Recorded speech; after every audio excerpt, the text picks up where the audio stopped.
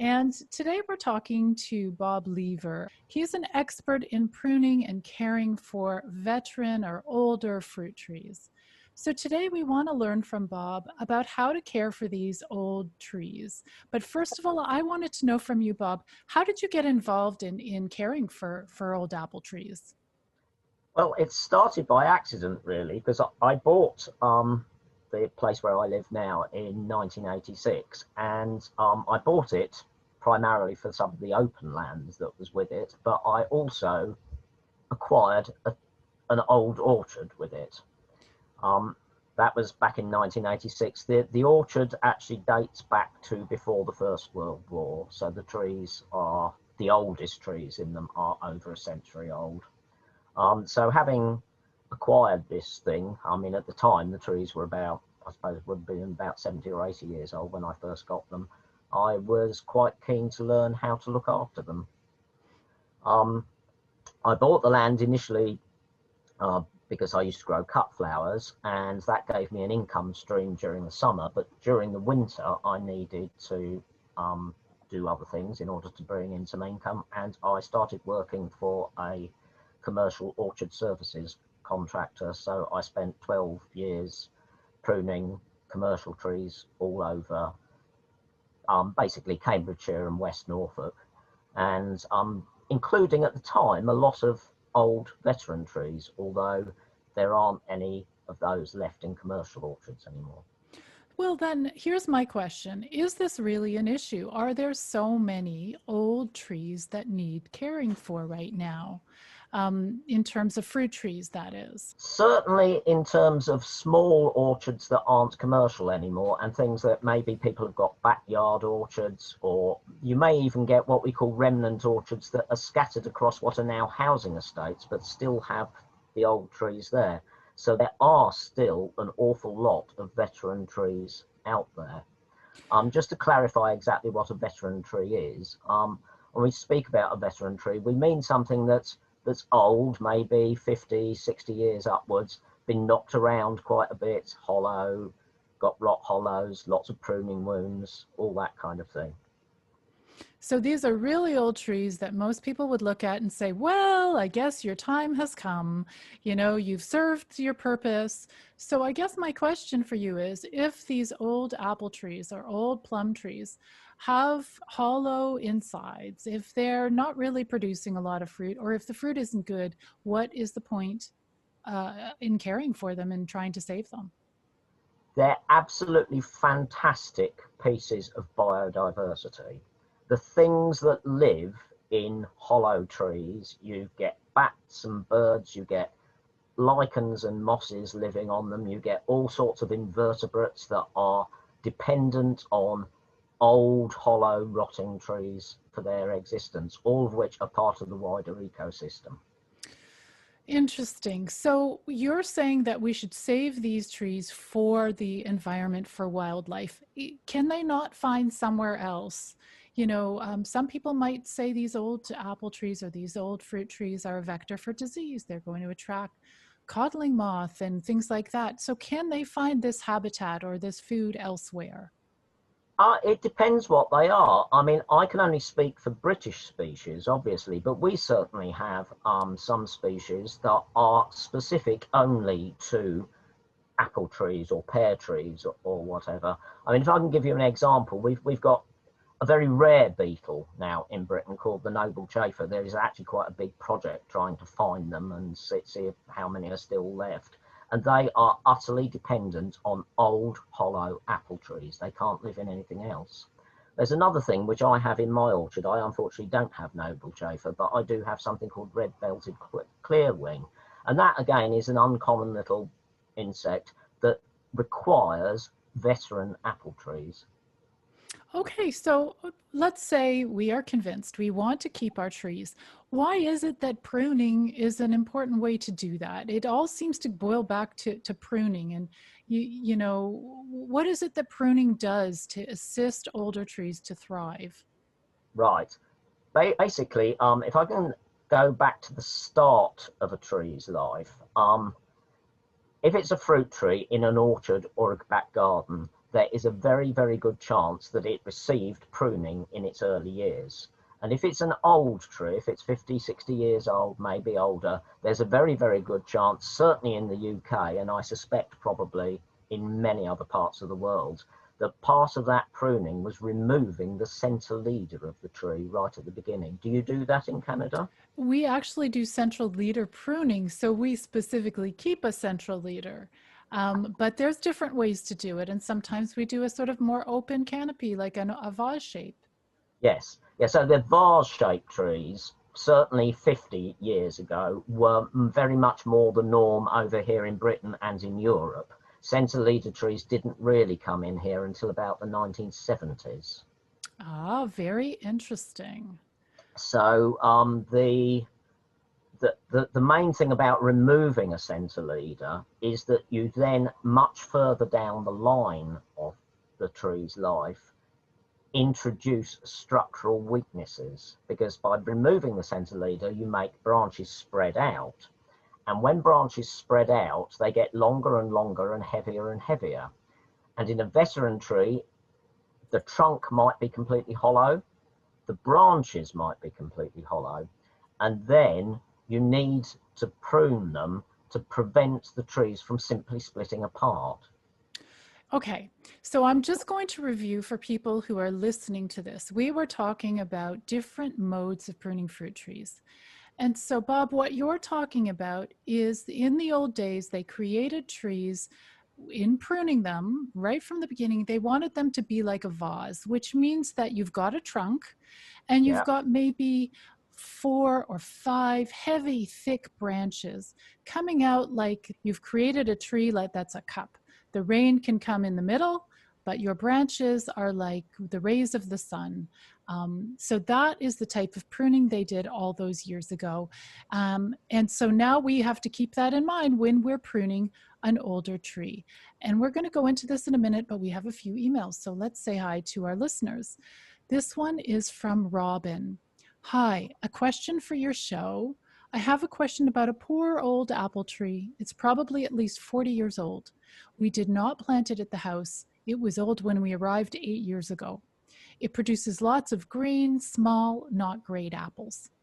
This year, it hardly flowered at all, which is the first time that's happened. I think we should prune it back because it probably brings in pollinators for the younger trees. It's on sandy soil and is shaded a little by very large walnut trees. So Robin asks, should I keep it and prune it for pollinator attraction, or should I replace the tree? So we had been, Bob, talking about these older trees that are pruned into that cup or vase shape. But what Robin is saying, she's got a tree that's a little older. And what she's asking essentially, is pruning going to attract more pollinators? Is it going to save the tree? it depends. One of the things I will say is that large walnuts are not very good by apple trees. They can be quite hostile to them. So maybe one of the reasons the trees is looking a bit sad is because it's by some big walnuts. But nonetheless, it is still worth doing a bit of rejuvenative pruning if possible. I always say don't prune too much. Don't take more than about 20% of the live canopy out at any time. But by a little bit of light pruning, you might be able to regenerate some new growth. That is the whole point of regenerative pruning, is you're trying to get some new growth more towards the center of the tree so that you can cut longer, heavier, and potentially sort of branches that might break back. You can shorten them. That's beautiful. Yeah. So thank you so much, Robin, for that question. And I like what you're saying. So you're saying one of the reasons we want to prune these old trees is it will spur new growth, and we can choose where that growth is going to be. Absolutely. Yeah. Yeah. So we have another question here, and let's see. It's Tim in North Idaho. I have a 60-year-old winter banana apple, an heirloom cultivar, that has a few broken off branches, left large holes in the trunk of the tree. I've heard that filling the hole with concrete will help, although this seems to me that this will just close in and rot, and it might be better to let it breathe. What say you? Tim in North Idaho. Right, very, very definitely not concrete. I know they did used to do that in the past. I know of trees that have had concrete put in them. It is not helpful. Um, Going hollow in the middle is part of the natural aging of the tree, and any engineer will tell you that under stresses like wind and that a tube is more stable than a solid cylinder. Hmm. Flex. So old trees get hollow. There was a famous chap who was an arboriculturalist at Kew Gardens in London, and I can't remember his name, unfortunately. He said trees don't get hollow because they get old. They can grow old because they get hollow. So hollow trees are absolutely fine. You just need to consider that hollowness when you're looking at the whole canopy of the tree. Wow, that's very cool. And then as you consider it, you will decide what to keep, what not to keep.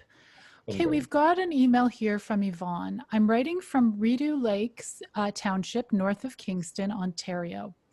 Our horticultural society has recently discovered a growth of wild apple trees on a hydro allotment.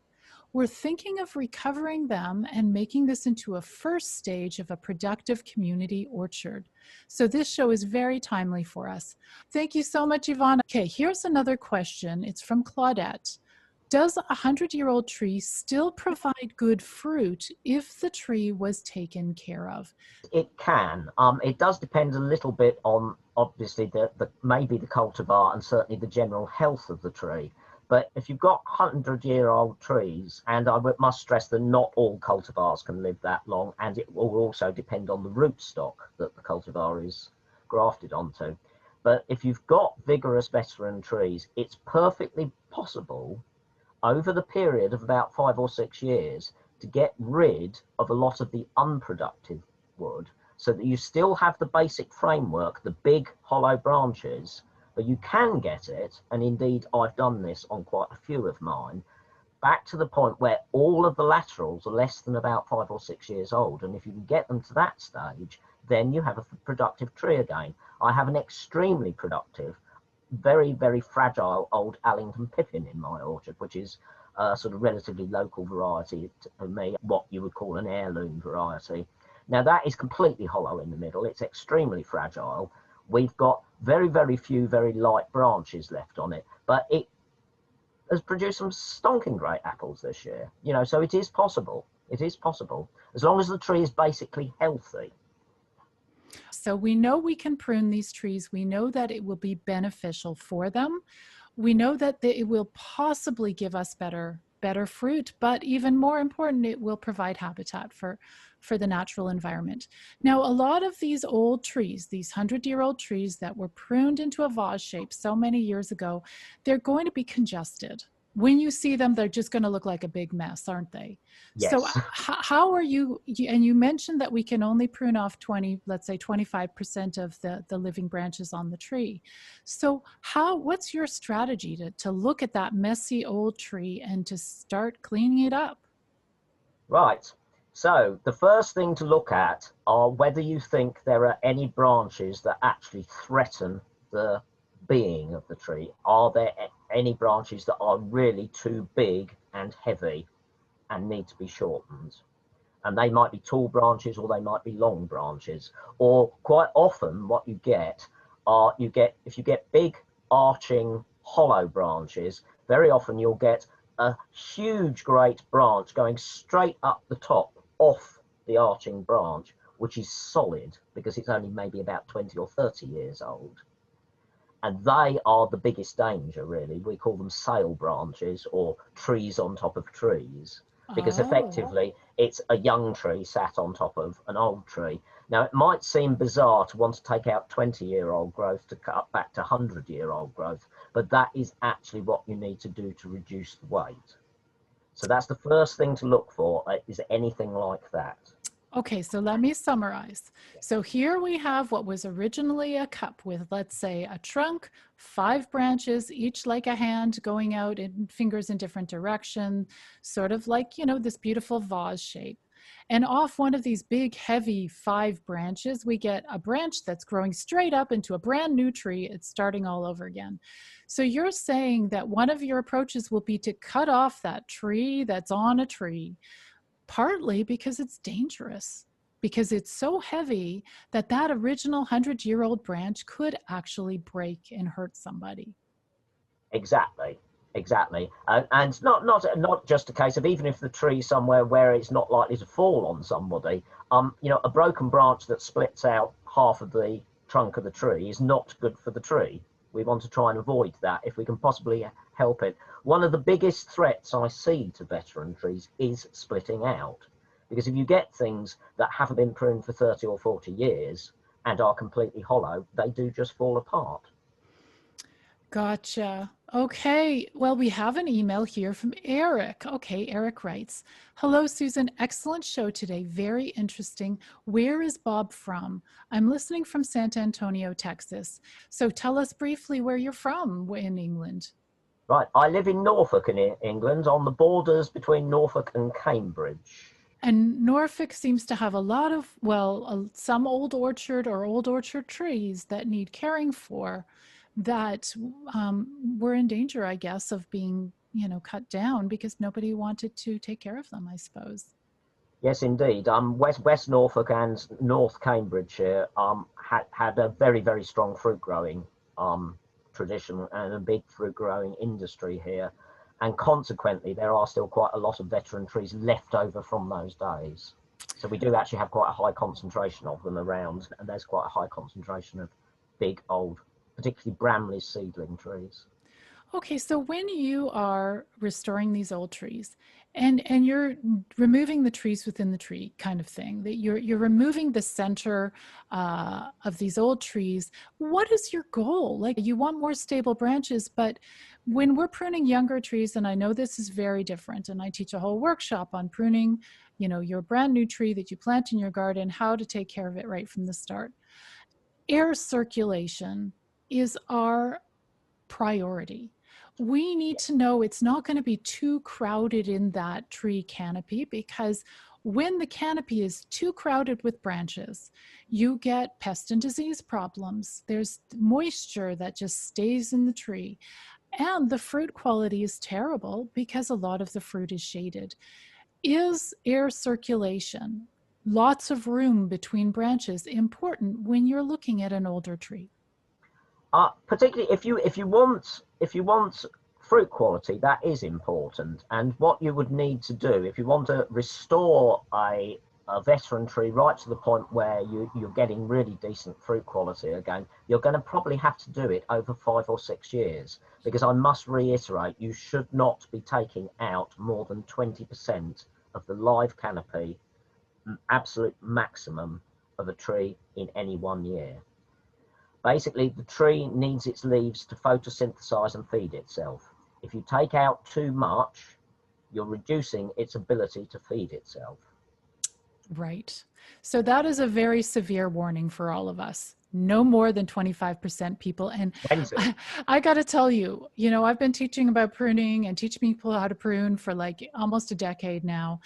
Everybody, including me, we get so tempted. Well, just one more cut. It will help so much. Just one more cut. But at some point, it tends to be a chainsaw massacre. And the one that gets hurt is the tree. So 25%. I would say, yeah, 20. on a younger tree, 25% I would agree with, but a veteran, because one of the issues about veteran trees is, if the tree is already in poor health and you take out 20%, or you take out more than 20%, and it's not in a position to make new growth, you are likely to actually enhance its decline rather than inhibit the decline. Okay, so we want to keep it healthy. We want to get it healthy again. So, Bob, in terms of pruning fruit trees, we talked about how to start cleaning out that tree to improve the quality, to encourage healthier new growth. Um, I want to ask you, if I were to just go and dive in and prune off a bunch of branches randomly, would that help? Not necessarily. One of the things that I quite often see people do with big old trees is they just sort of lop a load of stuff off the top because they say, oh, it's too big, it's too high. And if you do that, because of where the growth hormones are situated in a tree like that, where you get the growth back is at the top, and you just end up creating more congestion instead of less congestion. What is much better is to try and locate whole branches. I'm not talking about the main framework boughs now, I'm talking about the lateral branches coming off them. If you can locate whole branches that are badly placed, you can very often thin out a canopy quite considerably with just a few saw cuts. Wow. It reminds me of one of my early fruit tree care teachers. He said, you can do 1,000 cuts on a tree, cut every little branch here and there and think about it too much and get your 20% and remove it and take it away. Or you can sometimes do one cut. It does a more effective job at cleaning up the tree. And you've done your 20% for that year, you do another 20% the following year. So what you were saying, and just to review it, is you've got that original structure that probably your tree had, if it was 100 years old. It's that cup shape, it's that vase shape. You're kind of cleaning out the middle with removing lateral branches. That's not that original. The scaffold branches are the original 5 branches that made up your cup. The lateral ones are growing off the big heavy branches. Am I correct? Absolutely. So, okay, so tell me, are there any other tips that you can share about pruning older trees like this? Right. When you're removing laterals, it's quite important to choose where you remove them to. And one of the most effective places to remove them to is to cut them right back to where they arise from the scaffold branches, just above the branch collar. Because the branch collar is where there are lots of cells that can produce new growth. So you cut out one big old 10, 15, 20-year-old branch and you will get some young shoots back in exactly the same place again, which you are then able to thin out or train to become the new branches of your tree. Wow.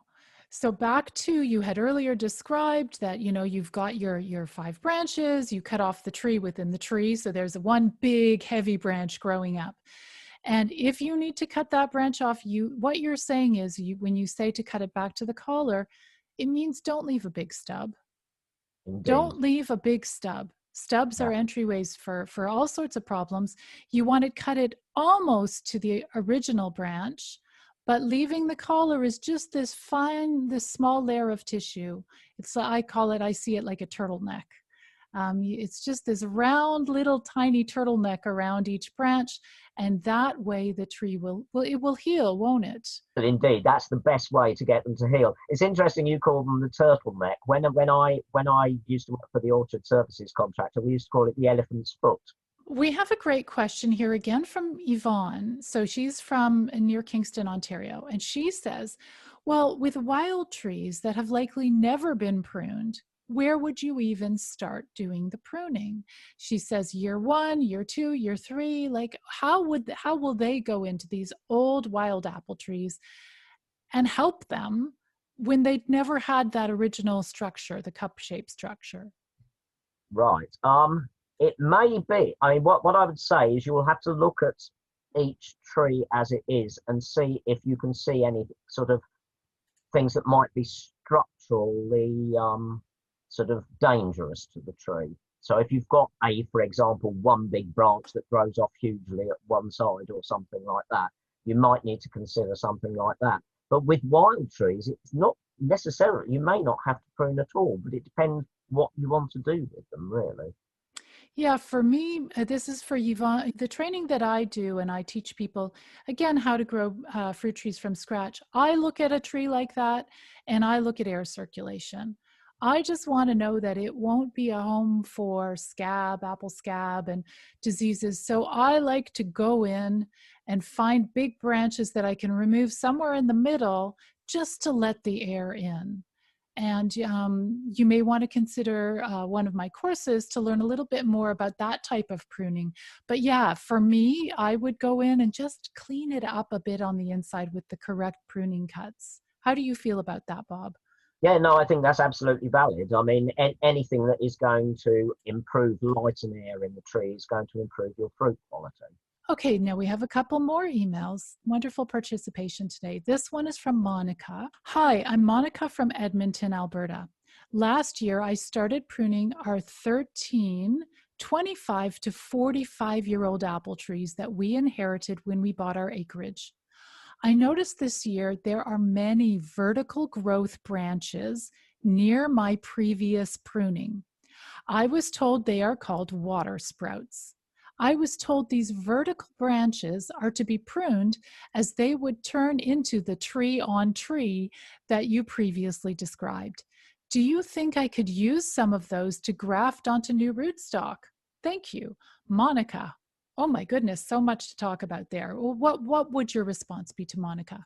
Right, that's a really good question actually, because the thing about what we call water shoots, water sprouts, epicormic growth, whatever you want to call them, is you do want to retain some of them.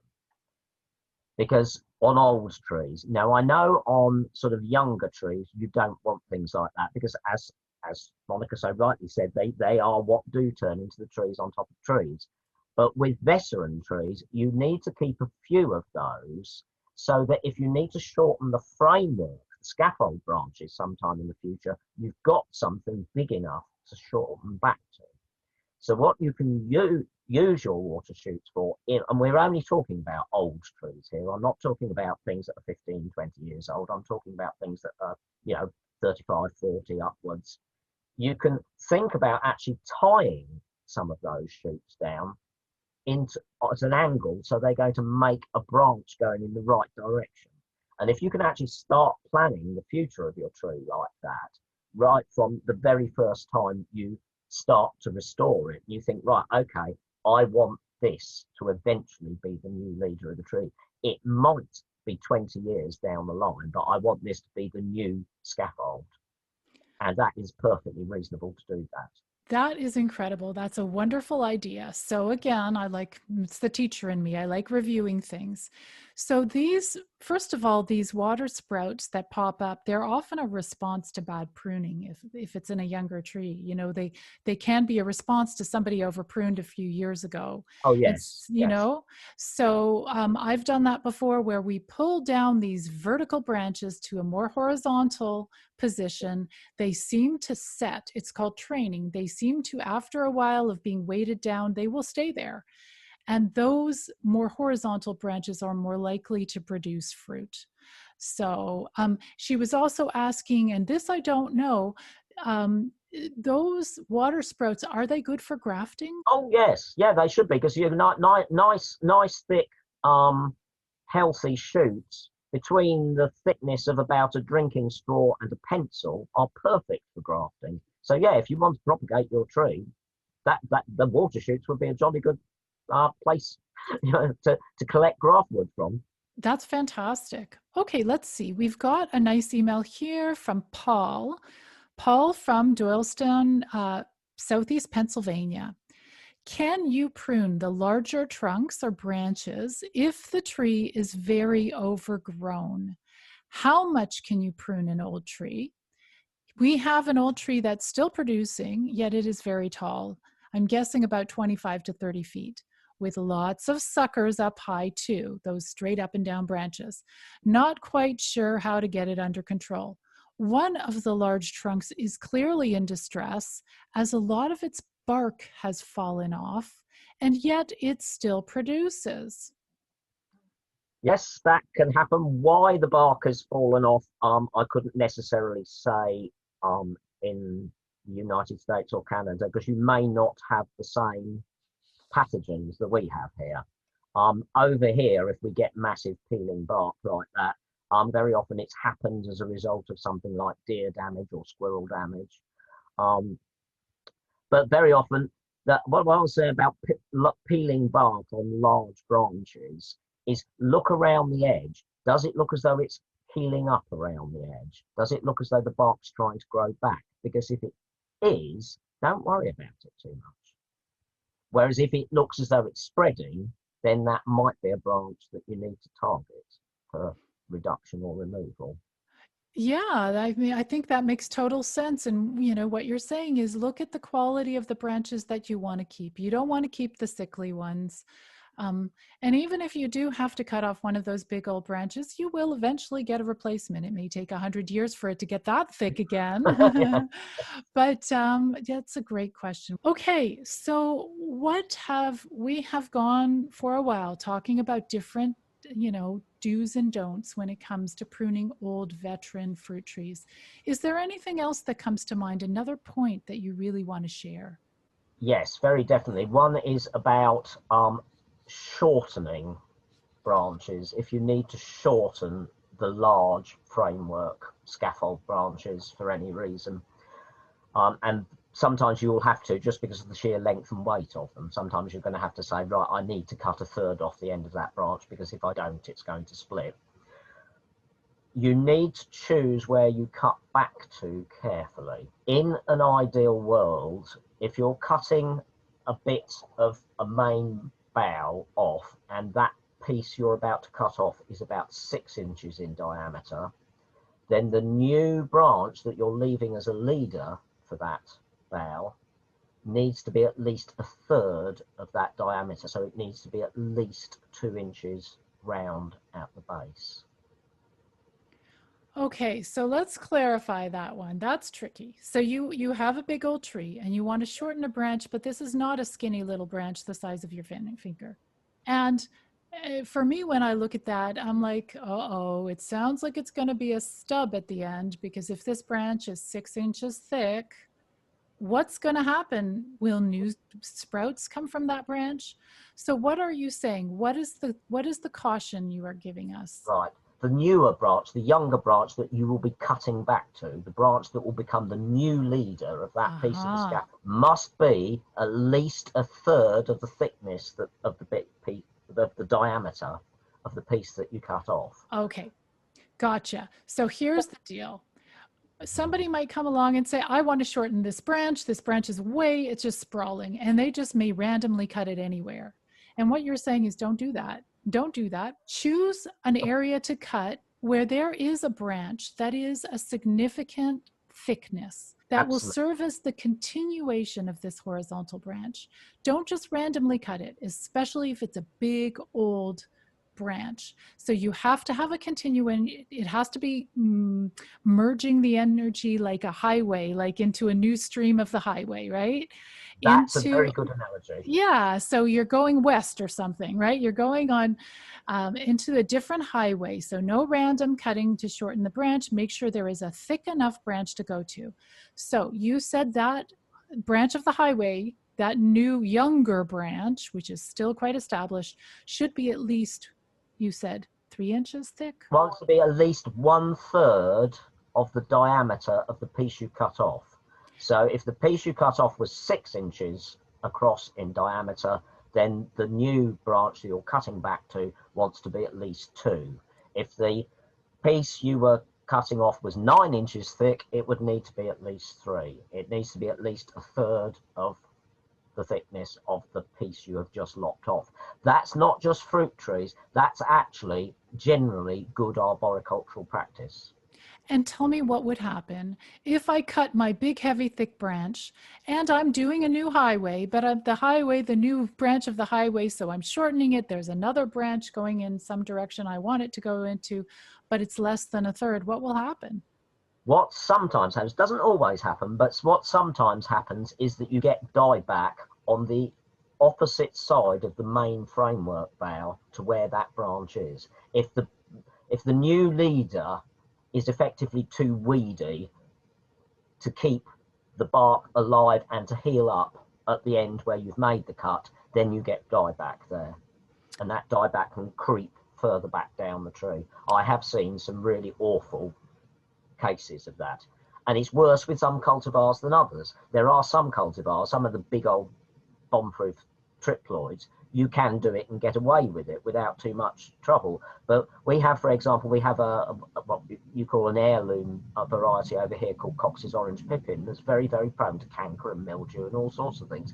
If you butchered a Cox like that, there's a really good chance that you would end up with getting sort of dieback going way back down your scaffold branch. Interesting. On the point that you just suggested, you're actually, by making sure that the continuation of your shortened branch is thick enough, you're actually protecting that thick original branch.